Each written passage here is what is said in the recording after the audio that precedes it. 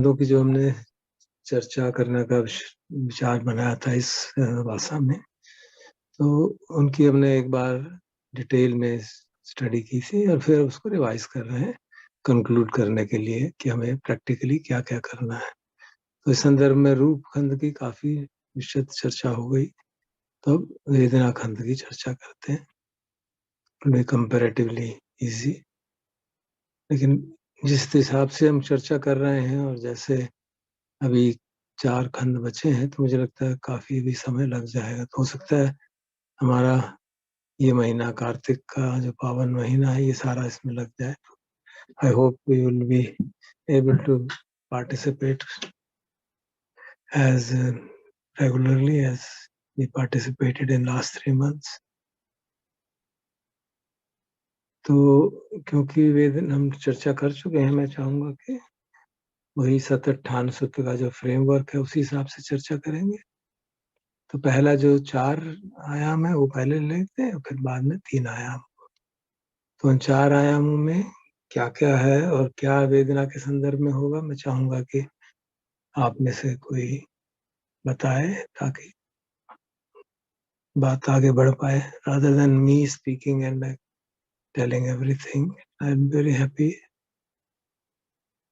तो कोई अगर आप 4 आयाम क्या है, वो जनरल आयाम है 4 आर्य सत्य के हिसाब से, पैराडाइम के हिसाब से। तो वेदना के संदर्भ में क्या क्या प्रश्न पूछे जाए, क्या प्रश्न होंगे उसमें। तो रूप के खंड में जो था, जो प्रश्न थे, वही वेदना के खंड में रूप की जगह वेदना होगा।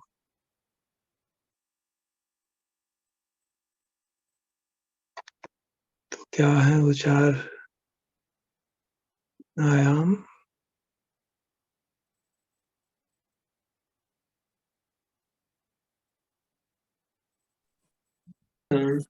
वेदना क्या है, पहला आयाम है। वेदना का समुदय कैसे होता है, नहीं, आहार। एक एक एक एक पहला आयाम है वेदना क्या है। दूसरा आयाम है वेदना समुदय कैसे होता है। और तीसरा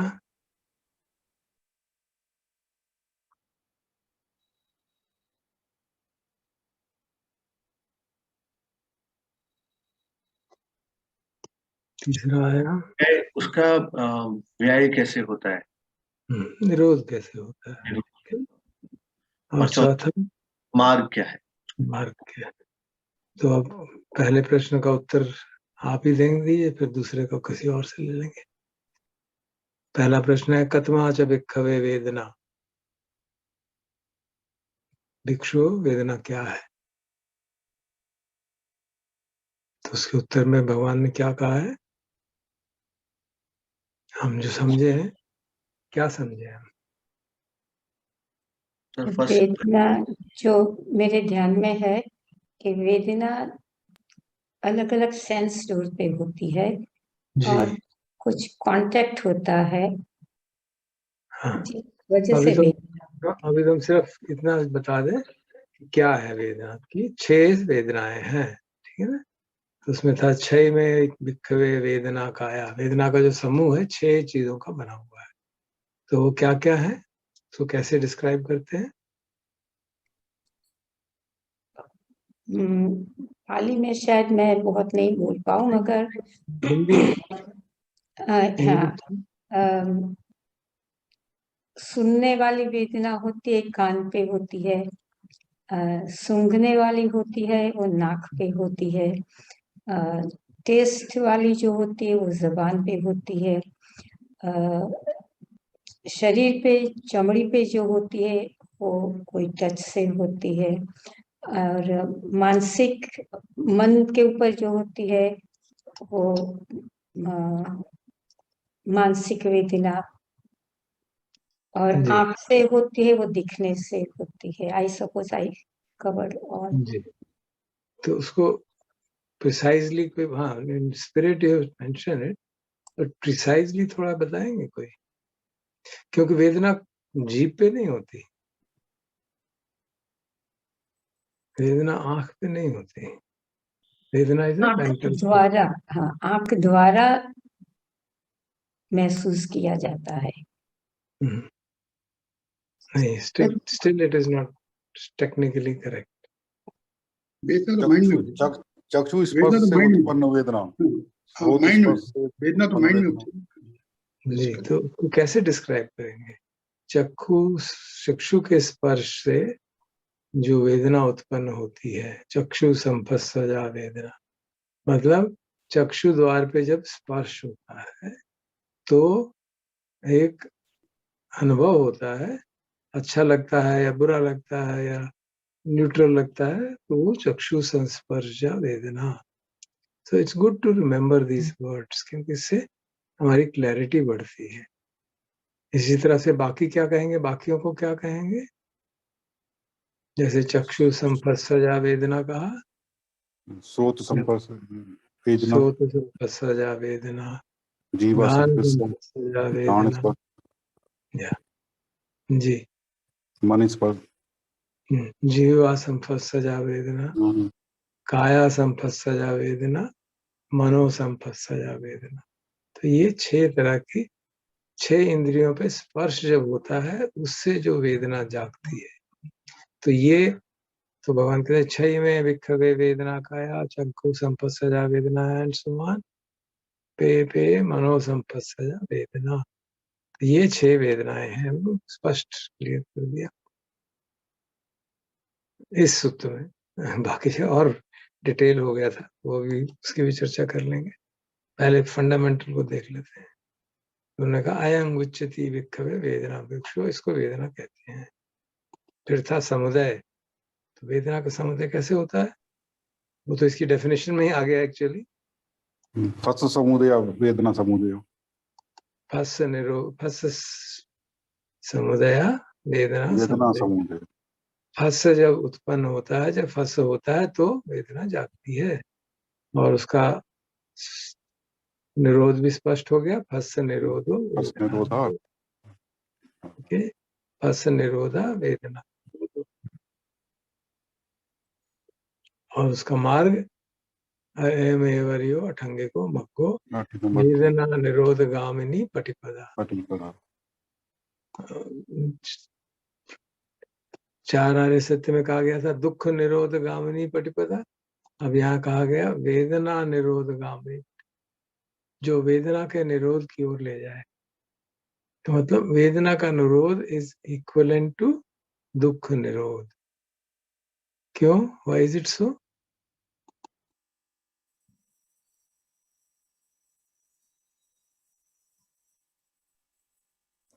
बेसिकली वेदना से ही राग द्वेष पैदा हो, जो अकुशल मूल हैं वो पैदा होते हैं, उनका जन्म उत्पत्ति होती है।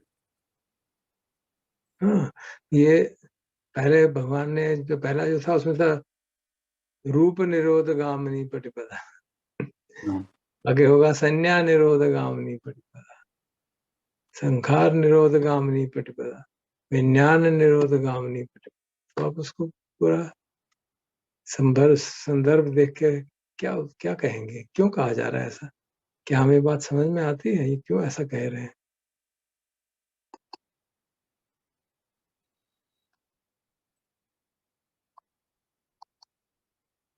निरोध क्या होगा, किस तरह से होगा?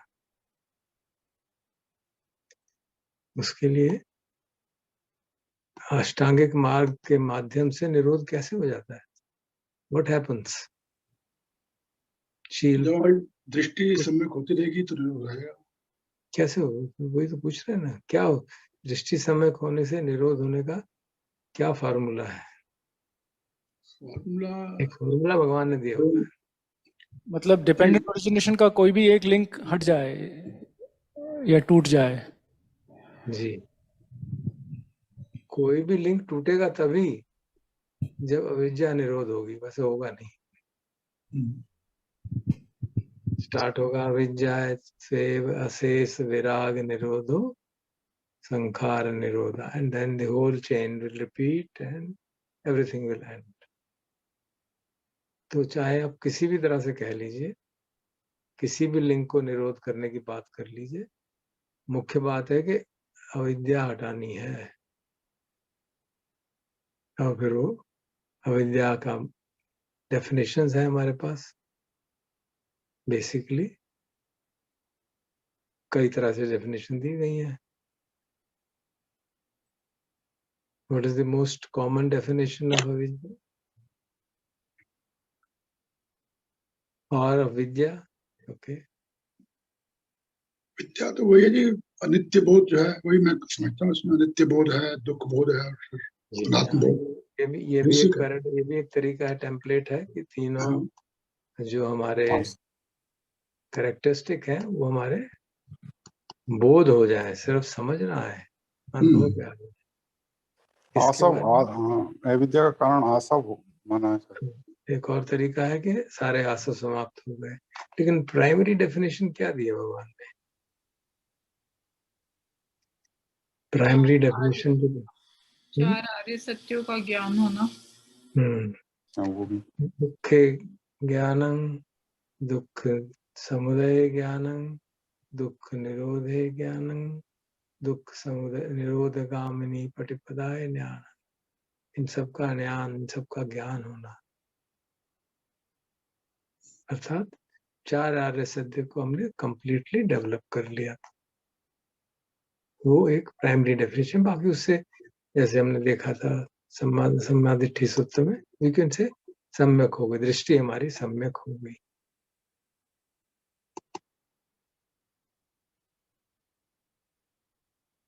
तो जो अभी तक हमने चर्चा की उसमें काफी डिटेल में हमने सभी 6 तरह की वेदनाओं को समझा, कुछ एक्सपेरिमेंट करके भी देखा। सॉरी धर्सब, if I may interrupt you. So ये जो हर खंड पे सो एंड सो निरोधगामिनी पटिपदा जो यूज कर रहे हैं, I am still not understanding कि हम उसको कैसे इंटरप्रेट करें। So is that the issue कि डिपेंडेंट ओरिजिनेशन का वो लिंक आपने तोड़ा है? Is that the statement? End of course उसके लिए विद्या चाहिए, that's okay, that is fine, but how does one understand that specific line that he is using for every खंड? जी, कि अल्टीमेटली वो जो वेदना है वो अराइज नहीं हो रही है। निरोध का मतलब है नॉन अराइजिंग। रूप अराइज नहीं हो रहा है, संज्ञा अराइज नहीं हो रही है। वो ऐसा एक्सपीरियंस जब ये होगा, तो ये एक्सपीरियंस निभाने का एक्सपीरियंस है जब कि हमारी अविद्या समाप्त हो गई, कोई नए संस्कार नहीं बन रहे, पुराने क्षीण हो चुके हैं, और उस समय जो स्थिति है उसे निरोध की स्थिति कहा। और बाकी सारे डेफिनेशन जो भी हैं, सब संखार असमथो, सब उपाधि निसग्गो, and so on so on. So the term निरोध रेफर्स टू, नॉर्मली तो ट्रांसलेशन सेसेशन करते हैं, वो भी ठीक ही है, मतलब बेसिक मुद्दे है कि अब ऐसी स्थिति में हम ऐसी ट्रांसेंडेंटल स्थिति का अनुभव कर रहे हैं जिसमें वेदना नहीं जागती किसी भी इंद्रिय के द्वार पे, इसमें कोई संज्ञा नहीं जागती, कोई नया रूप नहीं जागता, and all the other things put together. तो पांचों खंडों का निरोध हो गया, क्योंकि संकितेन पंच उपादान खंडा दुखा था, तो वो दुख का निरोध हो गया। तो उस सेंस में इसको हम समझते हैं। सो इसको हम ऐसे इंटरप्रेट ना करें that this sutta is not necessarily challenging other sutta जिसमें फॉर एग्जाम्पल अपेरेंटली वेदना की सेंट्रलिटी है, because he is applying the same thing to all खंड, है ना? जैसे आपने अभी बताया डॉक्टर साहब के रिस्पॉन्स में कि रूप में भी तो वही है, तो ऐसा नहीं है that he is centralising it, या वो पैराडाइम हमें इसमें नहीं लाना है। That's the mistake I am making, that I am mixing up apples and oranges. So I am just trying to reconcile that. You see, from the practice point of view, that paradigm has been kind of emphasized by certain traditions. It's not that and the Buddha points out कि वेदना के ऊपर जैसी वेदना होती है उसके अनुसार हमारी लेटेंट टेंडेंसीज को अराइज होने का चांस मिलता है। इस तरह की बातें भगवान के सूत्रों में आती हैं। तो अगर हम हमारा लेटेंट टेंडेंसीज के अराइज होने पे हम उसको प्रतिक्रिया नहीं करते तो लेटेंट टेंडेंसीज शांत हो जाती हैं धीरे धीरे। वो एक एक्सप्लेनेशन दिया गया है। But in terms of Buddha's teachings, primary teachings of the Buddha, it is Sammaditthi which is the source of liberation from suffering. वो जो हम सामान्यतः प्रैक्टिस में कहा जाता है कि वेदना के ऊपर आप प्रतिक्रिया नहीं करेंगे तो संखार नहीं बढ़ेंगे, वो एक इट इज ए क्या कहूँ कुशल उपाय from the practical point of view for meditators कि भाई कम से कम इतनी समझ तो रखो, इतनी समझ तो रखो कि वेदना के प्रति रिएक्शन मत करो भाई, वो अनित्य है। बट सिर्फ वेदना के प्रति रिएक्शन नहीं करने से मुक्त नहीं होने वाला आदमी। जब तक अविद्या बनी रहेगी तो वो जोर जबरदस्ती से होगा। तो भी है क्या कहना चाहिए, worldly equanimity which you are maintaining. Also because हमने जो और सुध देखे या और प्रैक्टिस की उसमें हमने ये भी देखा फॉर एग्जाम्पल कि संज्ञा की जो हम ऑल्टरेशन करते हैं वो फिर वेदना के इंटेंसिटी को बदल देता है and so fourth, isn't it? So okay, so but ये जो लाइंस हैं हमारी यहाँ पे निरोध वाली, उस कॉन्टेक्स्ट में ये जो मैं सवाल पूछ रहा हूँ they are actually not relevant, they're not the appropriate questions. अब मुझे ये समझ आ रही है अब, because that is a different whatever dimension or framework or whatever, and this is something else. This is the approach towards छह जो हमारे 5 खंड हैं उनको उसको बेस बना के ये हमसे कहा जा रहा है कि उन खंडों का भी निरोध इस तरह से हो सकता है।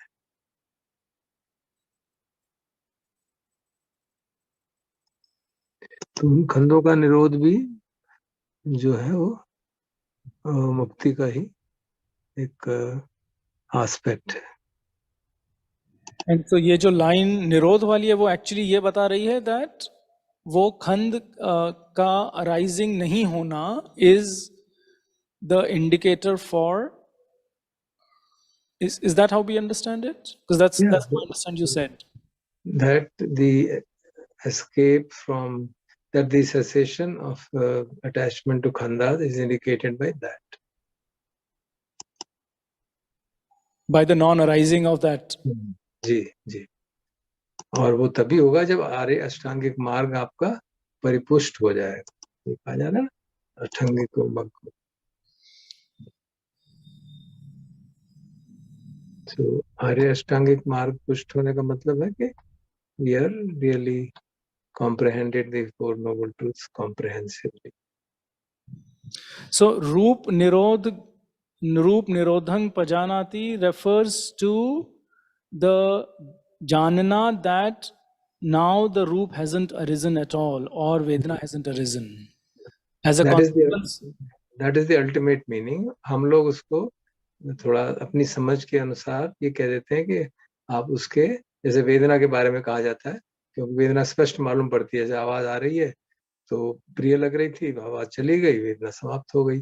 तो उस सेंस में उसको एक टेम्पररी सेसेशन की बात कहते हैं, but that's not the implication, that's not really a nirodh. Right, but that is the same thing you told us day before yesterday with respect to निस्सरण का जो फर्स्ट एस्पेक्ट है, विनय वाला एस्पेक्ट जो है, isn't it? Ji ji. So in that sense, so I am really sorry to be being so बाल की खाल, but it seems to me कि अगर हम proximate की बात करेंगे तो फिर ये जो निरोध है that is the same as निस्सरण का first aspect. Is that correct in a technical sense? Here it is referring to the complete cessation, ना? It's true, but you are yourself saying कि हम वहाँ तो की तो बात नहीं कर रहे हैं, हम तो proximate वाले की बात कर रहे हैं, isn't it?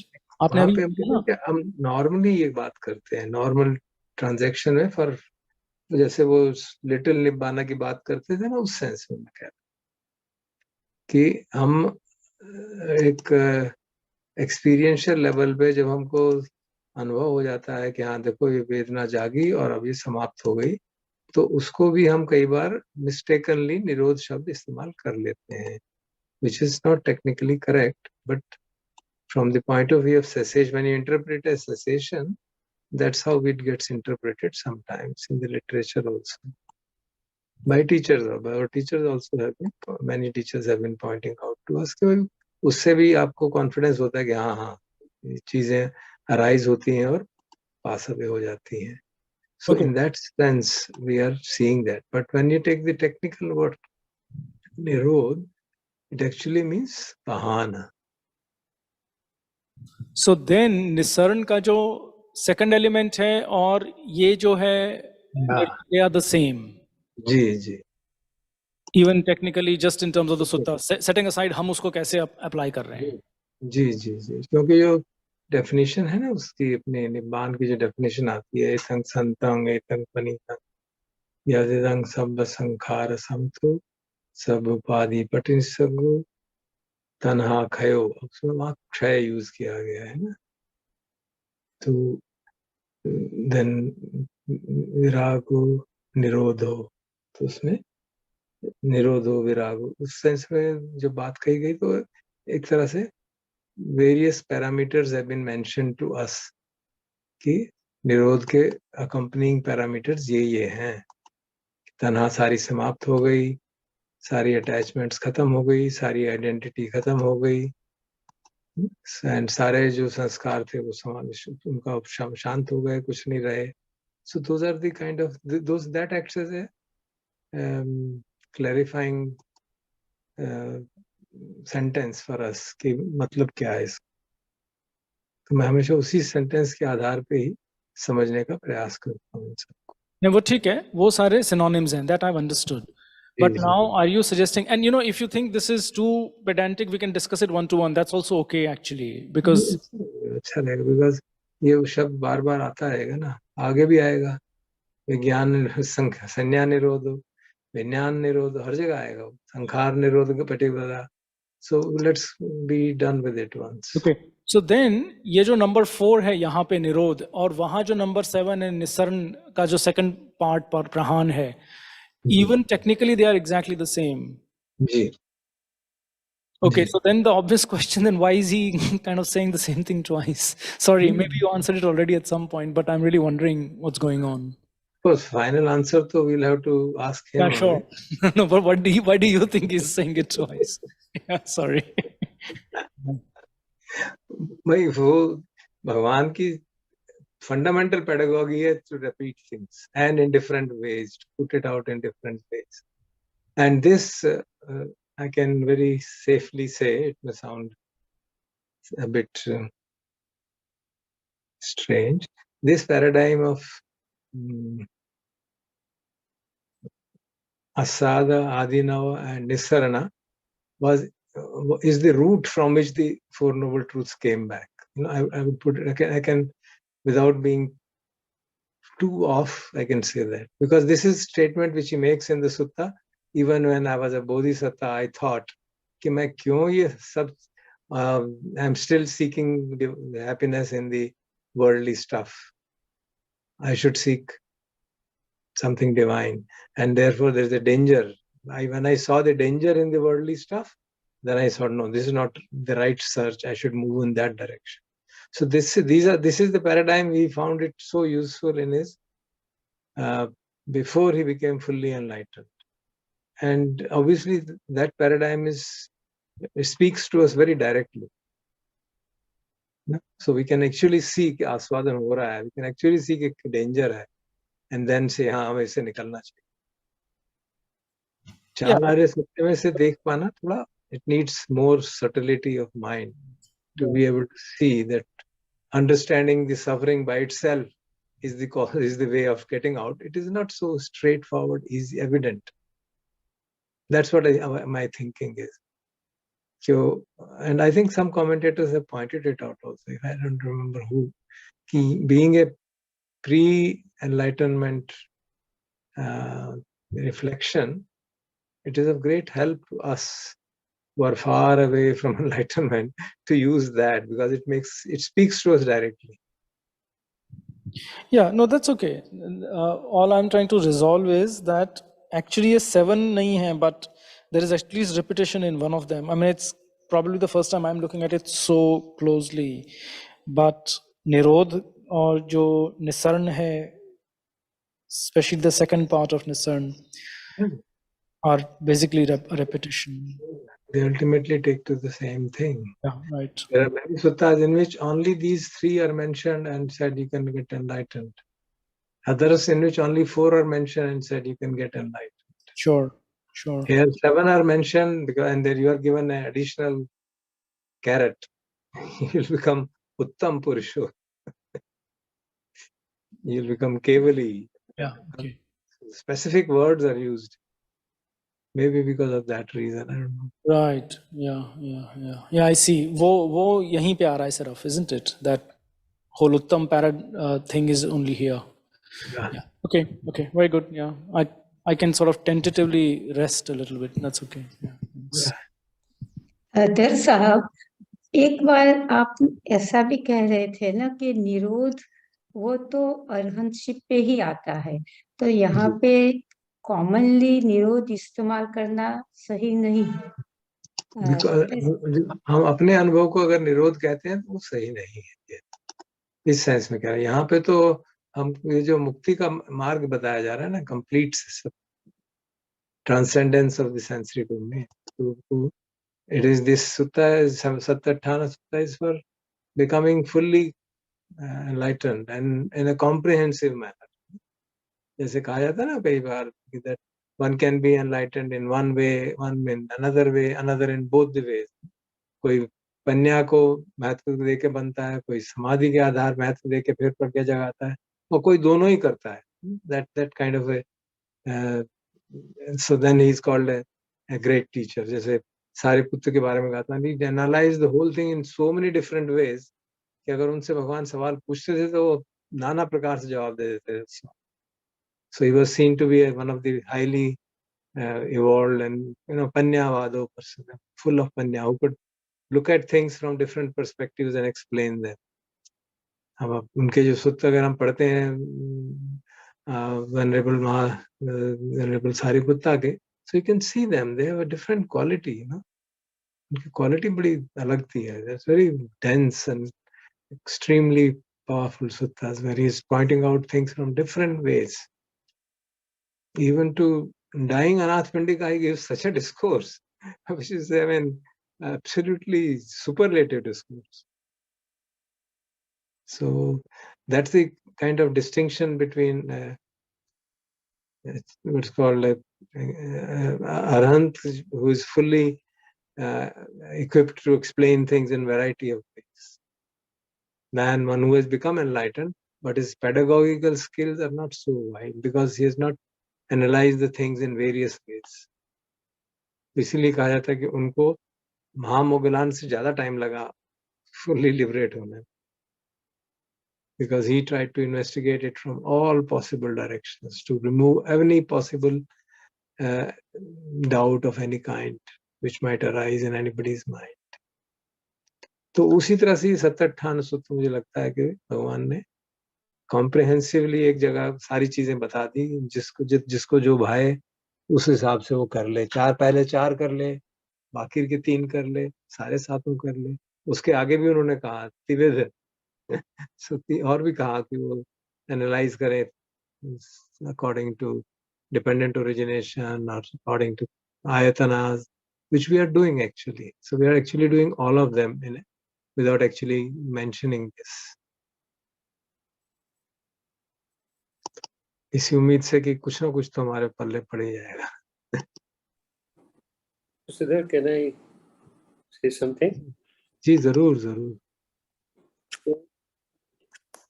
This paradigm is wonderful and really makes many things very clear, and particularly when you explained it in terms of his pre-bodhi and post-bodhi understanding. Wonderful way of interpreting this. The thought that occurs to me is that there's so many examples where some very simple folk attain enlightenment, who probably don't understand the intricacies that Sariputta and those kind of disciples state. So perhaps it should not be that difficult for us, without understanding the technicalities, to perhaps move in that direction. Yeah, certainly. It depends on our own parmis, really. Because in all those cases, जैसे हम थेरा गाथा पढ़े हैं, थेरी गाथा पहले हमने पढ़ी थी. In all those cases, they were already fully prepared to receive the teaching. That was just a matter of igniting the dry wood.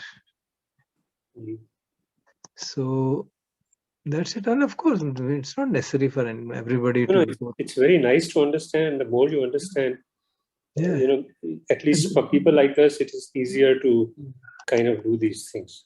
But I was just wondering that that also is true. Simple. Certainly. So basically, the insight comes from within, and that you may not be able to express that insight in such precise manner in many ways. Yeah, certainly. But what is interesting is that I have noticed that Theri Gatha mein, जैसे वो था ना, चूल पंथक की Thera Gatha. He was supposed to be a dullard. And he became enlightened. But after enlightenment, he had got all the 6 knowledges, everything. Now, how did it happen? How could it? Obviously, he had the necessary. Yeah. He had all the necessary ingredients, but कोई ऐसा कर्म था जिसने इतना obstruct कर दिया था, इतना ज़्यादा obstruct कर दी थी wisdom को कि वो देख ही नहीं पा रहे थे. And once that obstruction was removed, everything fell in place. That is a really stark example. कि बंदे को कुछ समझ ही नहीं आ रही, and then within a few hours he's fully enlightened and he flies back to the feast where Buddha is having food and Buddha is waiting for him to come. I mean, it sounds absolutely unbelievable. So I only hope that something like that happens to me also, like a Chulubanta.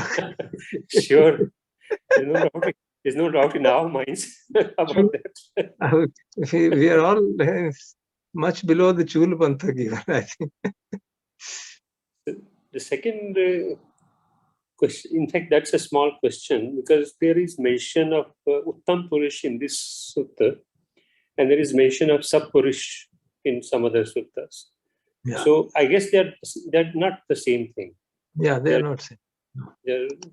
Satpurush is generally used for good human beings. There's a Satpurusha Sanyoga. Instead of having an association with evil people, you have association with good people. It's generally used in that sense.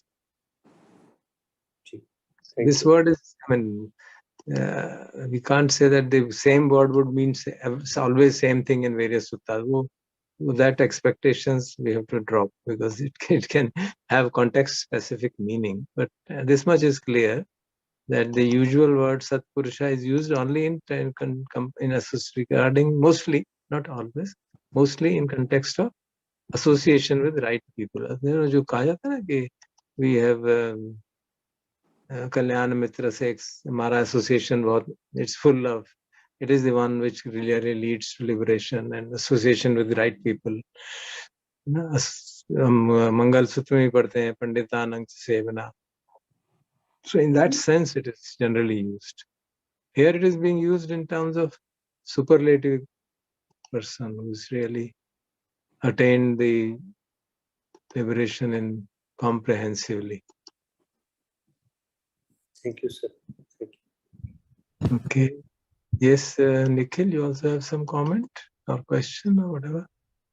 Ji sir, जो अभी SP sir ने बोला ना कि सारीपुत्ता को और बाकी को, तो मुझे कुछ याद आया कि हमने पढ़ा है डिसाइपल ऑफ बुद्धा में कि सारीपुत्ता का एस्पिरेशन पहले से था, काफी पहले से था उनका, और वो बस वही मुझे शेयर करना था कि वो अनोमदसी या कोई बुद्धा थे उस समय का एस्पिरेशन था उनका, तो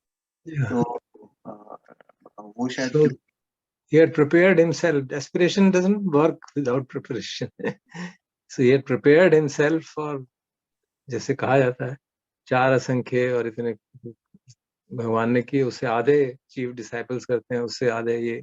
So there is some kind of numbers given in the Nidan Katha and others in the commentary literature. Yeah. So the main idea is that there is a background behind the person.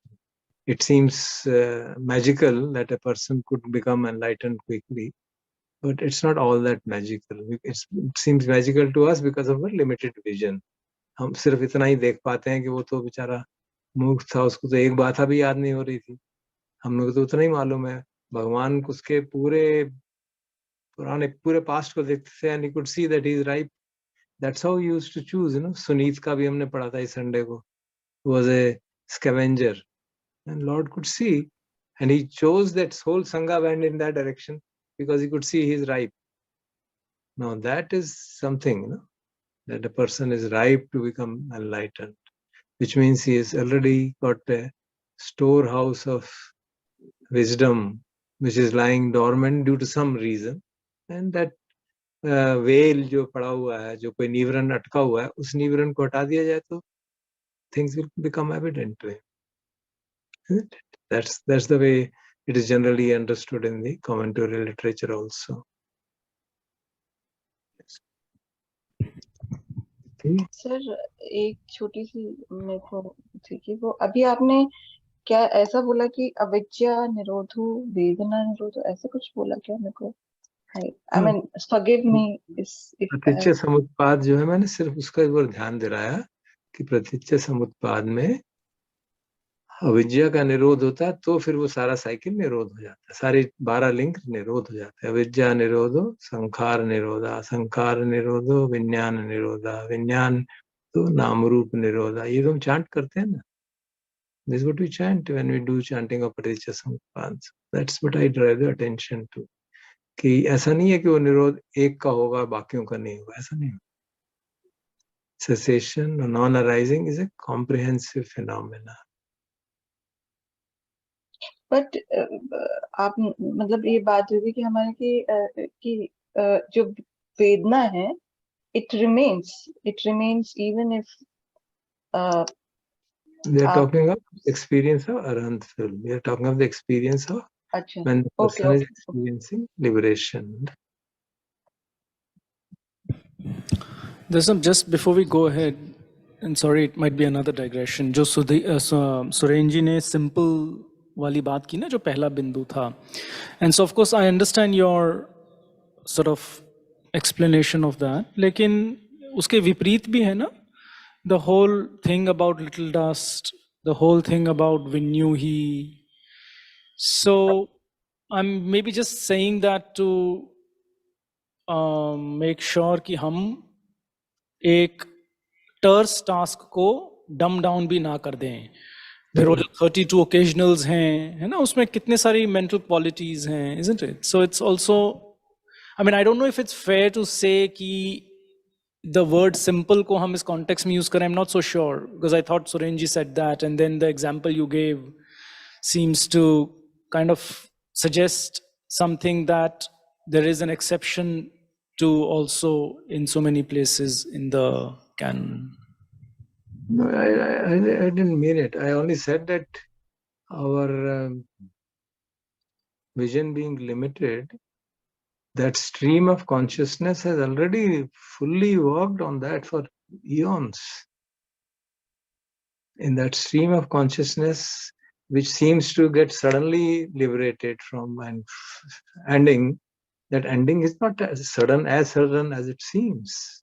In fact, I was pointing out that there is a whole eons of work which has already gone in, but some obstruction, some karma is obstructing, nivarana is obstructing it, and then a wonderful teacher comes and removes that obstruction, helps to remove that obstruction, and the work which has happened in that stream, the purification which has happened of the mind, all that becomes available.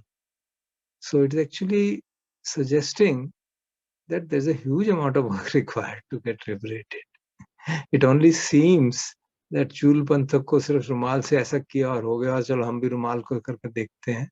That would be not be a very wise thing to try. There's a lot of, lot of samma vayamo and lot of practice required to purify the mind. Basically तो उसी बात उस तरह से हम समझ सकते हैं ना, अपने मन की स्थिति देख सकते हैं और कितना उसमें दूषण है, कितना उसको हटाना है.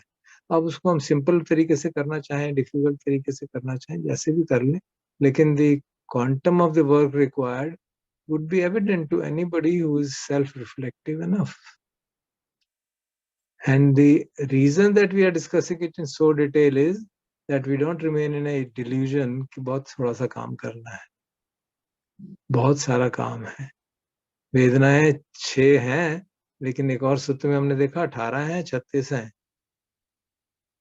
वो भी उन्होंने ही पढ़ाया, हमने अपनी तरफ से कुछ नहीं किया. 108 है, 108 को छोड़ दे. 36 तो बहुत महत्वपूर्ण थी, आपको याद होगा. They have great value actually, phenomenal value in our practice.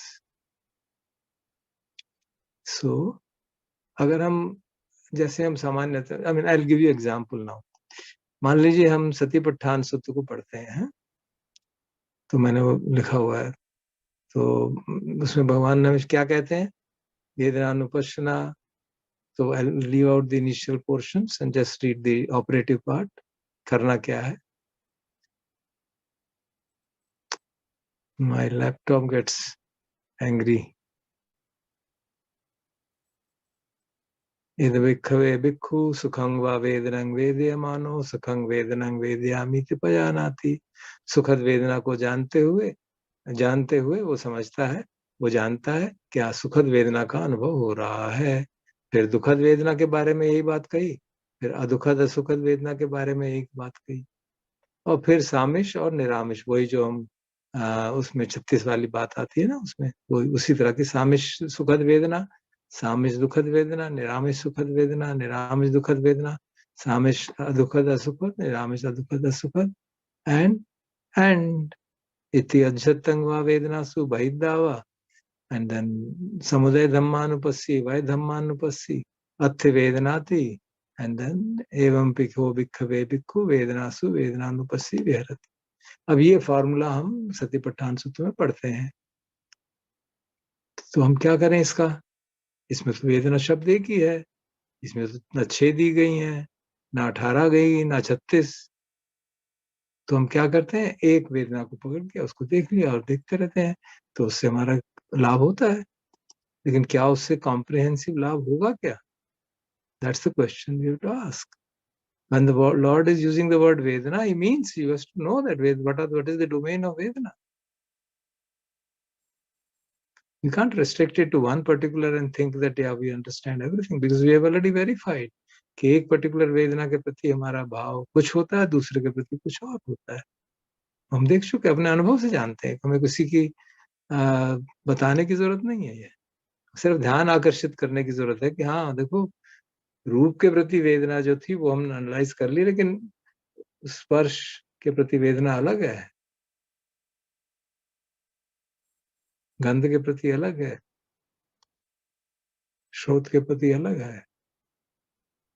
हो सकता है आपको रूप के प्रति अटक गई हो, लेकिन स्पर्श के प्रति, काया स्पर्श के प्रति ना अटकी हो, शब्द के प्रति ना हो. And this is our practical experience. We know it. We don't need to depend on anybody to remind us, to tell us कि ऐसा होता है. Only thing is we may forget it. By taking Vedana to be one particular Vedana, we may just forget it and say it's so simple. Yeah, I know it. So we have to see the suttas and the teaching in proper context.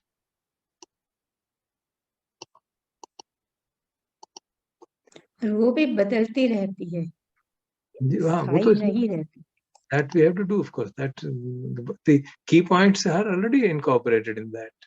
That we have to see them, and then see their arising and passing away, and then come to it. It's actually giving a kind of road map. आप अजत अंगवा बाहि वेदना सु बहिदावा वेदना, एक line लिख दी. अब अजत का वेदना सु को मतलब अजत बाहर अंदर होने, हमारे अंदर होने वाली वेदनाएं, कितनी वेदनाएं हो रही, किस तरह से हो रही हैं. They are all incorporated in it. We are assumed that we know all of that, and then we'll practice accordingly. अगर हम नहीं जानते तो we'll not be practicing. धम्मा पटिपदा नहीं हो रहा. फिर हम अपनी तरफ से एक चीज, एक एलिमेंट पकड़ के कर रहे हैं. फिर बहिद्धा व वेदना, इसका भी इंटरप्रिटेशन देखना बाहर. अजत बहिद्धावा, देन समुदाय धम्मानुपस्सी, वय धम्मानुपस्सी, समुदाय वय धम्मानुपस्सी. Each of them has a whole practice incorporated about them, which is seeing the samudaya of the Vedana, each samvedana, seeing the cessation of the each Vedana. वहां पे तो निरोध की बात की, यहाँ वय की बात की गई. वय का मतलब arising and passing away. It's not talking of complete cessation. So this is the practice aspect of it, कि आप उसको निरंतरता से देखते रहिए. वेदना जागी, खत्म हुई, जागली, खत्म हुई, देखते रहिए. और ऐसी स्थिति आ जाएगी कि जब आप उस पर्टिकुलर वेदना के प्रति एक निर्वेद भाव जा जाएगा. And then you'll just, the sense of self observing this will diminish to such an extent कि आपको समझ में आ जाएगा ये वेदना है और इसमें कोई सार नहीं है. ना ये मेरी है, ना मैं हूं, ना मेरी आत्मा है. Just a phenomena which is happening because of certain conditions. Phasapachaya Vedana, then we truly understand it. Ati Vedana ati vapanasya sati pachupattita hoti. Yavadeva jnana mattaye patisati mattaye. केवल ज्ञान, केवल सती रहेगा. और फिर अनिश्चितो च विहरति, कोई डिपेंडेंस नहीं रही. न च किंची लोके उपादीयति, किसी भी लोक में किसी तरह की वेदना के प्रति कोई उपादान नहीं. This has a whole load of meaning. न च किंची लोके उपादीयति. लोक क्या है? 6 इंद्रियां हैं लोक. तो हर एक इंद्रिय के द्वार पे कहीं पे भी वेदना हो रही है, उसके अंदर किसी पे कोई उपादान नहीं रह गया. This is implied in that. So when you want to practice Dhamma in accordance with Dhamma, that has this meaning. And I mean, that's the way I understand it. We have to see the totality of it. 5 खंड है तो पांचों हैं. हम ये नहीं कह सकते एक खंड को देखने से काम बन जाएगा. I don't think so. Yeah, so in that sense, you're actually underlining के वो जो simple वाली बात है, it's probably not really, it's probably the wrong word to use. I'm still on that issue, you know. I'm still that point. I mean, what the conclude from the Theragatha and others and the other stories sometimes can get draw a wrong conclusion because we are not aware of the whole story. That's why I was trying to put it in that manner. We have to do a practice comprehensively. That's the way I understand. Because there's always a full, great scope of delusion, and I have personally experienced that. When you tend to come to understanding, it was so absolutely clear. सकाय दृष्टि समाप्त हो गई, कोई doubt रहा नहीं, कोई शीलवत परामर्श बहुत पहले ही छूट गया था. क्या ठीक है, आगे देखते हैं, कामराग पे काम करते हैं. Now you realize that what does this Sakai Ditti Nirodh mean? So there, while I agree with both your comments and Mahapanyav's comments, but you know, we also have had teachings from people like Ajahn Chah. If you have read too much, then you probably know nothing. If you know too much, then you know something to that effect. I don't know the exact words. So that is, I mean, even if you don't know, or if you haven't read all the suttas, and you still can practice in a manner that will take you there. Yeah, if you have a good teacher available, certainly. Yes, certainly. I think teacher is very important. Yes. Yeah, of course. Here we are doing ourselves. And we have a good teacher, meaning a fully enlightened teacher. How do I know that a teacher is fully enlightened? So sometimes these teachings can cause confusion in the mind. That is, there is a great potential. I do not deny it. Therefore, one has to have patience and understanding and help each other in clarifying. That's what we are doing. We are helping each other in clarifying the concepts to the extent that they become absolutely transparent. No doubt, nothing remains. That's the point. And once you come to that time, then you have real confidence. Yes, understanding is really developing. Then no doubt remains. No confusion remains. I can give a vouch for it, certainly. Of course, in the beginning, there will be problems. There's so many things to understand, so many things to see. You really get into this. So, and since we don't have any measure of finding out whether, I mean, of course, we should always follow a certain teacher and do to what extent one can follow it. And I did very earnestly. 25 years, not a small time.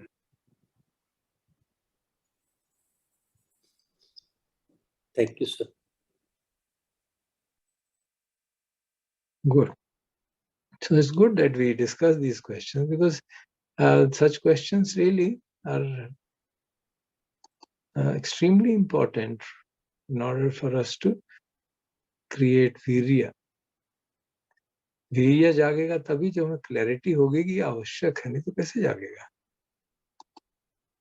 उसमें दिक्कत है. Definitely there is a difficulty in understanding. And Buddha's teachings, if you read them, of course, if you don't read them, then we can come to our own conclusions. That's a different ball game altogether.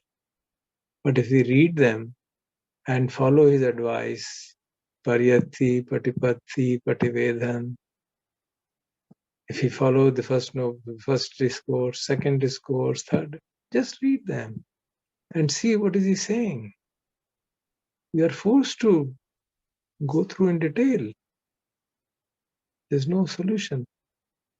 Of course, for those people who were listening, everything was clear. They knew what is 5 khandas and everything. They had already dealt with it and done with it. For us, it is a foreign language, foreign concepts. So we have difficulty, no doubt about it. So that's why we're trying to do it slowly. We have been doing, we are actually repeating ourselves. Last year भी हमने कुछ शेष में यही बातें की थी, संज्ञा वाली बात, 3 महीने, 3-3.5 महीने. इस बार 4 महीने यही करेंगे, 3 महीने तो हो ही गए, ताकि हमारी समझ में आ जाए. बेसिकली और क्या कर रहे हैं, तो यही कर रहे हैं. हमारी इतनी समझ में आ जाए कि अब कॉन्फिडेंस हो गया कि हाँ, and we know what practice has to be done. There's no doubt whatsoever. And then we can practice. And we are practicing all along, actually. And we'll forget also. There's no doubt about that. We'll forget, then we again do, but we know what is to be done. There's no doubt. See? So they're really grateful for all this opportunity to understand things in this manner.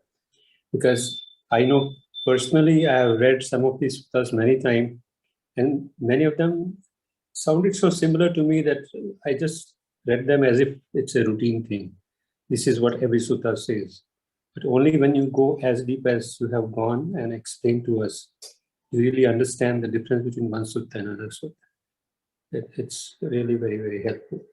This is story, same story mine, because I've read them long time back also. And when I just really try to read them again, you find, there's meaning in it. So that's true of all of us, sir. And we are helping each other so much by questioning and answering. And I have benefited probably the most from these sessions. Good. So now we go to the next level of thing. Or maybe I ask you, if we remember, how did we really know that these phassa pachya Vedana, and the Vedana arises and passes away? How did we know it? You remember what we did? Some childish experiments, some videos, some sounds, some smells. So did those make the concept of Vedana at the six sense doors clear? Is there any doubt about any of them? Or firstly, can anybody explain how do we experience Chakku Sampasaja Vedana, Kana Sampasaja, and so on, and Sota Sampasaja Vedana, and so on? And because it will be a revision, yeah? We are just revising. And then after the session ends, you can see what Vedanas I am experiencing. Because they're going to happen continuously. We may find it tiring to remember all the time, but बीच में तो for a fun we can do that. So we had seen couple of videos, बिना sound वाले भी देखे थे, and we'd seen the impact they had on us. फिर हमने sound के experiments भी किए थे. One of the things I think many people remembered was that crying woman and that national anthem. तो हमने वो experiments किए थे. फिर हमने एक मुझे याद आ रहा है एक magician था, उसका video था, वो visual के लिए ही था. But so we did many audio visual experiences. और फिर taste के लिए आपने हमें कुछ objects अपने साथ रखने को कहा था, and we had tasted those. And for smell also the same. Touch का मुझे ध्यान नहीं है कि हमने क्या किया था. And something for Manasparsh also. I don't remember, but I do remember कि बहुत सारे confusions भी थे, and then in these sessions and discussions we started clarifying that what is arising on which sense door, like what one can perceive is arising on the body may be arising on the eye sense door or vice versa. So we had a lot of discussion on each of these actually. Anybody having any doubt about that? I mean, I will be we can discuss it so that at least the basic parameters of six kinds of Vedanas is absolutely clear. There's no doubt on that. किसी भी तरह का कोई प्रश्न उसके बारे में? Sir एक चीज जो हमने शायद आज के डिस्कशन में नहीं की है, maybe we want to just bring that up, is the types of Vedana. Because I know we are talking a lot about कि कौन से sense door वाली related वेदना है, but वो सुखद दुखद असुखद दुखद. जी, तो 6 बेसिक वेदनाएं हैं और उनकी फर्दर क्लासिफिकेशन सुखद दुखद असुखद दिया जाए तो 18 हो जाएंगे. 6 into 3, isn't it? Then there were 36, which will come later. I mean, because there was additional concept introduced. We'll put it up later. So ये 6 और ये 18, this I think they are the fundamentals of our experience, which we experience. Some experience always, some experience once in a while. Sound कभी-कभी आती है, smell कभी-कभी, खाना कभी-कभी खाते हैं, मन में विचार तो काफी आते रहते हैं, स्पर्श भी कभी-कभी होता है, आंखों के सामने चीजें आती रहती हैं. So the basic parameters are clear, I presume.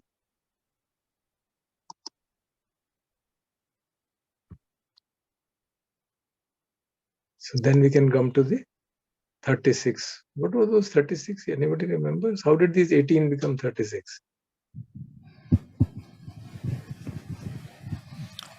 Basically, the attitude of worldliness versus that of transcendence. उसको क्या नेखम सितानी और गह सितानी कह रहे थे, as far as I can remember. So the word used there was the somanasya vedana, gasitani somanasya vedana, and nekhammasitani somanasya vedana. So would anybody explain to me the 6 gasitani somanasya vedana and 6 nekhammasitani somanasya vedana? Or okay, let's do one thing. First we take care of gasitani somanasya, domanasya, and असुखद and the उपेक्षा वेदना, उसमें उपेक्षा वेदना इस्तेमाल किया गया because this they are referring to contemplations, isn't it? So that should be clear. Anybody can just, for sake of completeness, you can just speak it out.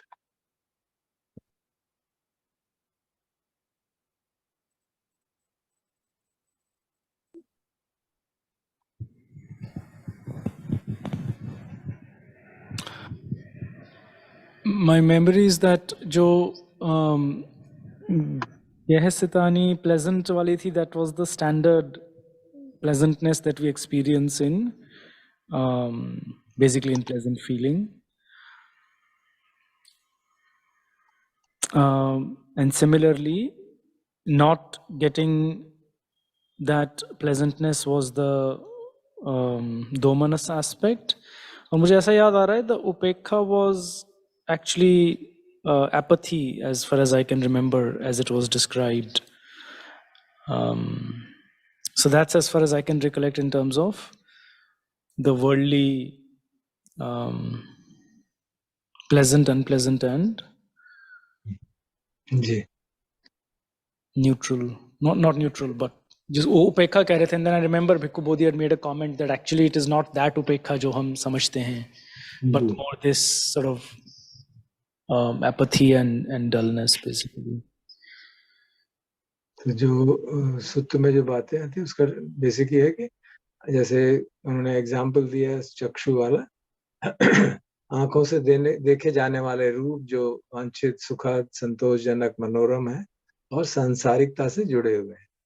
जब कोई उन्हें प्राप्त करता है या देखता है, वह उन्हें प्राप्त कर रहा है, या जब कोई याद करता है कि उसने अतीत में ऐसा हासिल किया जो समाप्त हो गया या बदल गया, तो प्रसन्नता उत्पन्न होती है. ऐसी प्रसन्नता को गृहस्थ या सांसारिक प्रसन्नता कहा जाता है. वर्ड यूज देयर इज गेहसितं सोमनस्सं. And similarly, it's applied to all the sense doors. And then what is the unpleasant ones, which correspondingly unpleasant, जैसे memories हो या unpleasant experience हो रहा है. और जो उपेक्षा वाली बात हो रही है, शब्द वही इसमें गैसिता उपेक्षा की जो बात है, उसमें बड़े इंटरेस्टिंग वर्ड्स यूज किए गए. I think it's helpful to remember. आंखों से देखने पर जो किसी मूर्ख, मूढ़, अशिक्षित मनुष्य में संभाव जागता है, जिसने विकार जनित सीमाएं पार नहीं की हैं, जिसने कर्मों की परिस्थितियों पर विजय प्राप्त नहीं की है, जो ज्ञानता के खतरों को नहीं देख पाता है, ऐसा संभाव रूप के प्रति आसक्ति को पार नहीं कर पाता. इसलिए इसे गृहस्थ संभाव कहते हैं. So what is the criteria? That this does not allow, this upekha does not allow him to transcend the rupas. True उपेक्षा तो ऐसी होगी कि निर्वेद भाव जाग गया, निबिद्धा जाग गई. यार ठीक है, तो यूजलेस, इसमें कुछ रखा ही नहीं, अनित्य बदलता रहता, क्या रखा है. But he is talking about a person who is not really understood the truth and he is just doing either escaping from it or running away from it or trying to ignore it in some way, whichever way he can thinks it proper, and justifies it in some foolish way. And as a result, उसके प्रति जो आसक्ति है वो तो वहीं बनी की बनी हुई है. So this is a very important criteria which Sutta is pointing out to us, so that we know. जब हम कहते हैं ना मैं समता में बना हुआ हूँ, तो समता का मतलब क्या है, ताकि हमें समझ में आ जाए. तो सच्ची समता की बात जो है नेक्खम्म सितानी अनुभव से आती है. तो अब हम नेक्खम्म सितानी प्रसन्नता क्या है, can anybody explain other than Bhante ji?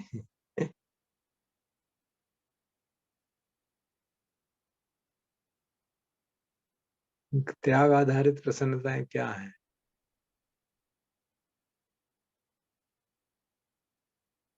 Actually त्याग करके जो सुखद भाव जागता है,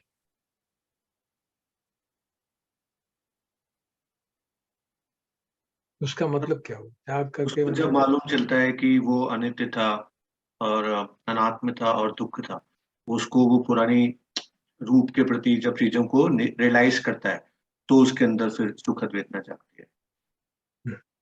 एक मेंटल फीलिंग जागती है कि अब मुझे ये अनित्य बहुत सचमुच में पुष्ट हो रहा है, मुझे सब स्पष्ट हो रहा है कि ये सारे रूप जो है अनित्य हैं और संतोषजनक नहीं है, और ये अपने आप प्रवर्तनशील प्रकृति की, उसमें आया था ना वर्ड वही थे, अनिच्चा दुक्खा विपरिणाम धम्मा, you remember same words were used there in असादम आदिनवम एंड निस्सरणम, सो वही सेम वर्ड्स यूज किए गए हैं कि जब वो ठीक से समझ जाता है साधक तो एक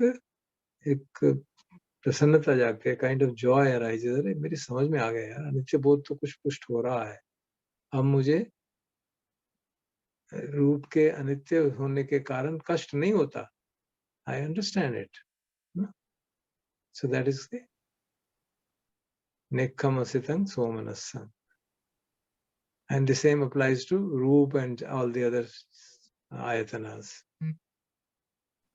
And then what is the upekha bhav? And or sorry, firstly aprasannata क्या है? You remember? त्याग आधारित अप्रसन्नता क्या है? So ये त्याग आधारित प्रसन्नता भी हर एक इंद्रिय द्वार के पूर्व तो 6 तरह की कही जा सकती है।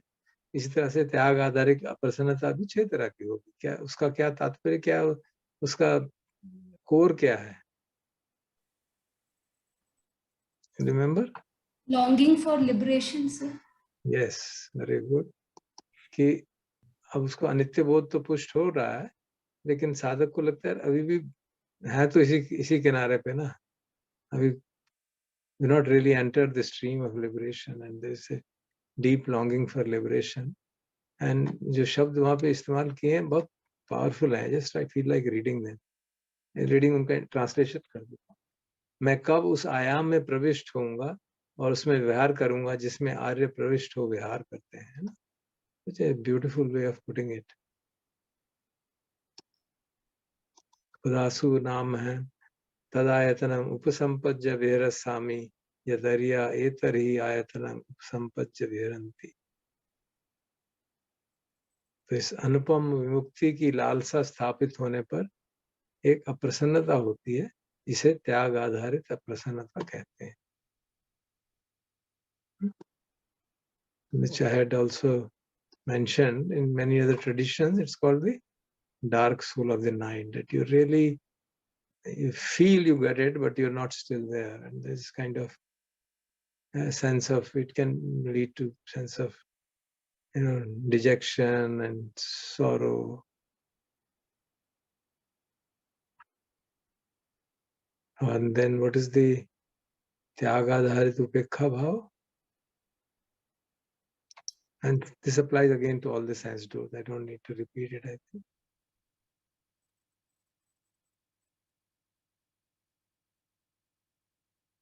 त्यागाधारित संभाव क्या होगा? Same anicca, dukkha and viparinama dhamma.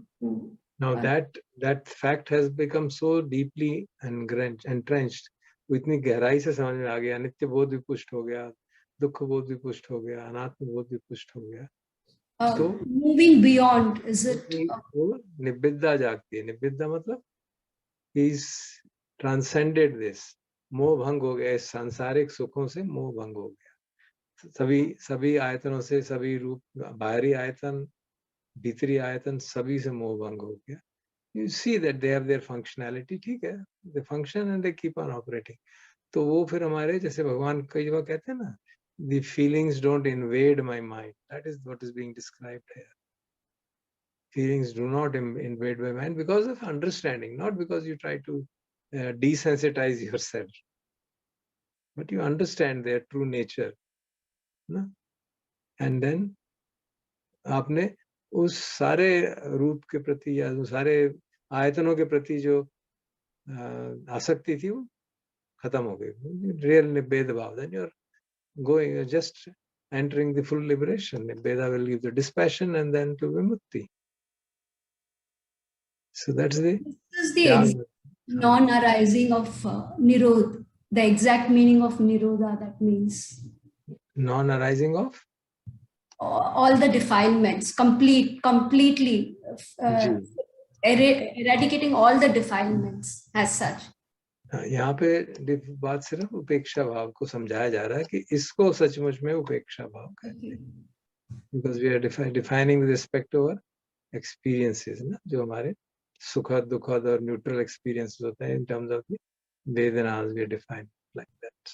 So abhi aapne when you started, you said like Bhante ji was also asking this, non-arising, asesa viraga nirodha on the Four Noble Truth, and this three paradigm of what you call Nisar. It's one and the same, right? I mean, that means you've finished all the defilements. For us, when we are practicing it, it is not to, because 100% it is not non-arising of all defilements. We are only doing it in a limited sense, right? Wherever is possible, we can drop the defilements or it doesn't arise. Yeah, but that is a temporary dropping. Not moment to moment. You said, I mean, Nisaran does not mean moment to moment.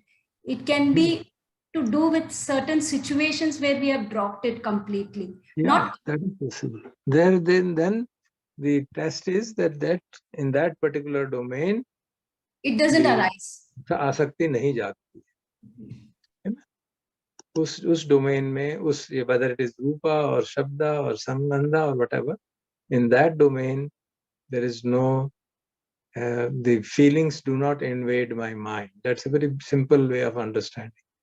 I can just see the feelings arising and passing away, and that's the done. उसका मेरे पे कोई प्रतिक्रिया, मेरा मानस से कोई प्रतिक्रिया नहीं होती, क्योंकि मैं उसके वास्तविक स्वरूप को समझ गया हूँ. But this sutta, whatever is we are reading or we are understanding, it is talking about the entire defilement as complete. अभी तो हम वो बात नहीं कर रहे हैं ना बेटा, वो तो आगे हो गई ना बात.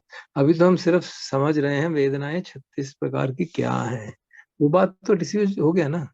That we already discussed. हर एक खंड में तो आ रहा है ना sir. It is coming, right? It's it is like seeing the danger, gratification, and then completely discuss नहीं किया मैंने. तो डिस्कस ही नहीं किया अभी. ग्रेंजर हो तो भी डिस्कस ही नहीं किया ना मैंने. वो तो करूंगा ना अभी हम डिस्कस. मैंने तो डिस्कस नहीं किया अभी. I have not mentioned about asada adinava of vedana. That is a deeper implication. We'll discuss it in due course. अभी तो हम पहले 4 आयाम कर रहे हैं ना. कतमाचे भिक्खवे वेदना, भस्य समुदयो वेदना समुदयो, भस्य निरोधा वेदना निरोधो. अभी हम वेदना ही को समझ रहे हैं. वो बात हमने पहले समझ ली एक बार.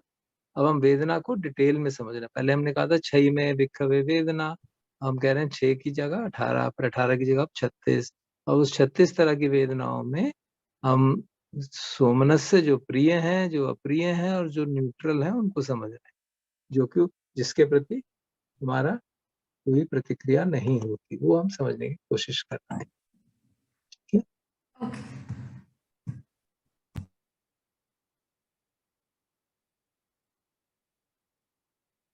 Is this clear? Any other question about these first 4 parts? ये पहले जो 4 आयाम है सत्तान सत्व के, इनके बारे में अगर कोई discussion, comment, anything or question, you can take it up.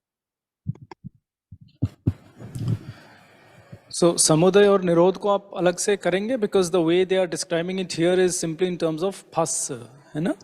So I'm sure there is some nuance there that we'll wake up to in the next several years. So maybe you want to tell us now.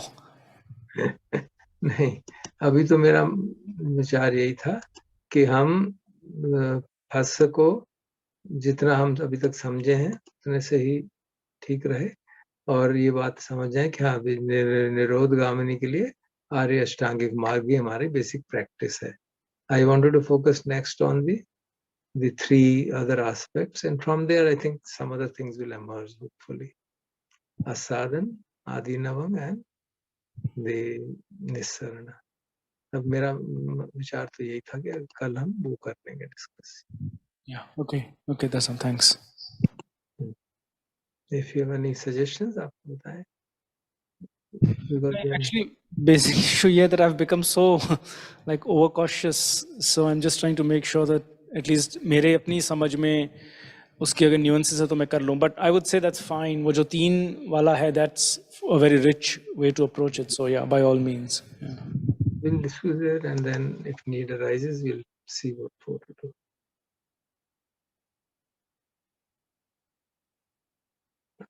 I don't know how my other friends feel it.